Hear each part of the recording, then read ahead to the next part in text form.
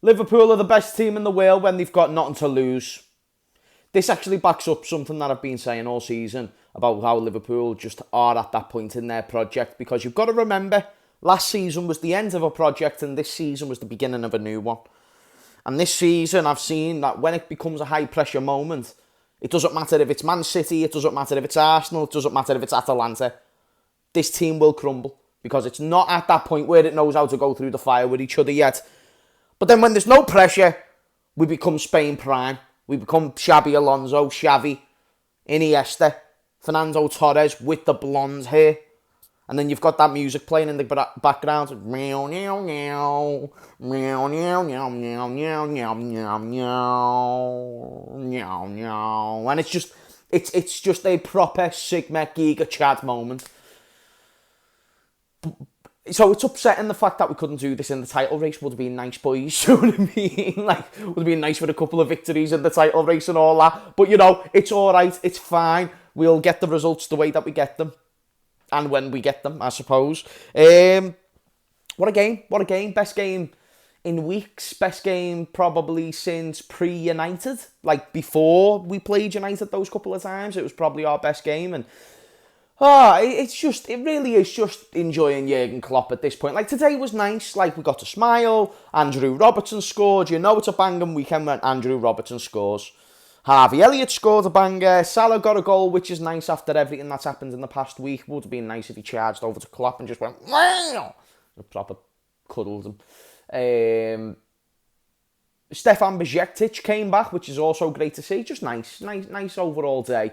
No point in still being too salty over the league and where we stand in the league. I think it's just, you know, let's just accept that it's not happened. And, you know, it's tough to accept that it's not happened because it's another season where we've, you know, quote unquote, out-bottled it or, you know, fell short of the mark. But at the end of the day, it happens and you've just got to be able to accept that sometimes. And in this instance, I accept we weren't good enough for the league, but we are a good football team and we do have some good players and we have some great talents. And I think Harvey Elliott this season's really been a big positive.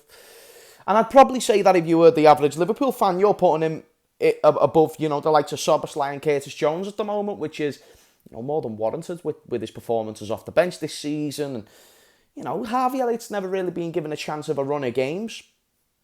I'd be intrigued to see what would happen if that was the case, but let's also see what happens for the rest of the season, how we start, and how many more minutes does someone like Bajcetic get, and, you know, let's give it to the youngsters. We've got top four, we're guaranteed third, pretty much, you know, there's nothing really else to fight for other than let's just use the squad and use a squad that's going to make the fans excited, and, you know, even players like Cody Gakpo, absolutely fantastic in recent weeks, you know, again today. Nearly won us a penalty. Just a really good all-round game. Got a goal. Good player, Gakpo. And I feel like that he's been harshly criticised this season. I think when he was in his worst form, he weren't really playing all that often. He weren't being given the minutes. I think Jota was favoured. I think Núñez was favoured. And when those two players are getting constant starts, how are you expected to get a run of games? It makes no sense. So that's definitely one thing. But overall, happy days, mate. It would be Tottenham to just go and beat Manchester City now. Like, that would be such a Tottenham thing to do. Like, contribute to your biggest rivals winning something. I'd be intrigued to see how Postecoglou answers that question, because Postecoglou needs to win a game of football, but then Spurs also cannot beat City, because if they beat City, it gives Arsenal a free run to go and win the league. I don't think that'll happen. I think City will still win the league, but that is a Spursy thing to do, isn't it? Let's be honest, that's a very Spursy thing to do. That's such a Premier League thing to happen as well. Like, you know, someone's biggest rivals winning them the league. So, yeah, that's massively important. And you know what? I just think, yeah, you know, that's where we are in our season. I understand why people are disappointed with the fact that we're not still in a title race. And listen, like, even when we were 4-0 up, I was seeing tweets and Instagram posts saying, like, oh, we're back in charge, 4 more goals and the goal difference and this, that. Like, I was like, I wish I had any more room for belief. But listen, I'll take the win. I'll take beating Spurs. I'll take seeing a very upset expressions. The Jamaican Grinch back at it again. You know what I'm saying? He'll be fuming. We always love seeing expressions fume. That's a great thing. I tried to call him a half-time. He ignored my phone call. I feel disrespected. Just me personally, I feel disrespected. I think he should answer my phone call. Just saying. He's called me during games. And I remember after United, he called me. Just saying. So that's where we're at in our lives at the moment. We're at that stage where we're just kind of living and nothing really matters. But it's always nice to win. And we take those, baby boy. It's just what's next. And that's pretty much the moral of the story. You know, it was a good performance. Tottenham are shit. We was able to win and score loads of goals, just like the same way every other team's been able to score loads of goals against them. But it was a very fine performance. It was an enjoyable day at the match, you know what I mean? It's one of those things, like watching on telly, looked like everyone enjoyed the day. It was nice and sunny, still nice and sunny.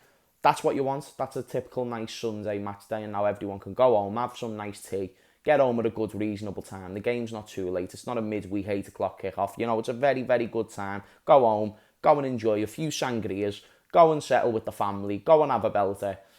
Bob's your uncle, Fanny's your aunt type stuff, you know what I mean? And that's what we want, baby boy. And yeah, that's just how it is with Richarlison, you know, getting his goal. You know, he wanted to celebrate it. Son then got a second goal. And at that point, I was probably a little bit worried. I'd be like, this is a very Liverpool thing. And a very Liverpool versus Tottenham thing to get Tottenham back into a game at Anfield in a crazy high-scoring affair. And this game always, it seems to have that destiny of the high-scoring games, like when Jota was able to win us the game last year, which was just amazing. Was it Lucas Moura who made that mistake? I can't remember, but it was someone. And yeah, you know, it is what it is. Certain right-backs called Emerson Royale making the 100th appearance is still looking crap, but once upon a time he was getting compared with Trent Alexander-Arnold by expressions. It's just, it is what it is, you know what I mean? Bums are bums and champions are champions. And Emerson Royale is a bum. There's a reason why Barcelona sold him after 2 weeks. Like, he is a bum. He is bum cheeks. He is proper major bum cheeks. Udogie, overrated. Good at the start, very overrated. Basuma, overrated. Very good at the start, overrated. James Maddison. Like, what's happened to James Maddison recently? What's happened to all this talk where Spurs players were getting argued 7/6 and all this, you know, like majority Spurs players in combined 11s? Well, I'm happy those days are over because your team's now fucking shit. By the way, don't let life distract you from the fact that Chelsea are above United at the moment. Chelsea are above United. They're above them. It's not like it's close either. They are above United, which is something. Very much something. And life's good. Life's good. It's just we're not in a title race, so that's the crap part. The good part is we won a game. We won a match, and we take those, baby boy. Let me know your man of the match in the comments down below. Let me know what you thought of the game overall. And yeah, just thank you for watching my videos. Thank you for liking, subscribing and all that juicy stuff. Up the mighty red men. I will see you all. It's now over 8 minutes. I was trying to drag out the outro, just sincerely. If you had to see a mid-roll lad in this video, I'm so sorry, but in case it's revenue for the channel, we had to wait for 8 minutes to surpass. It was like 7:45 and I was like, I need to extend the outro. And yeah, up the mighty red men.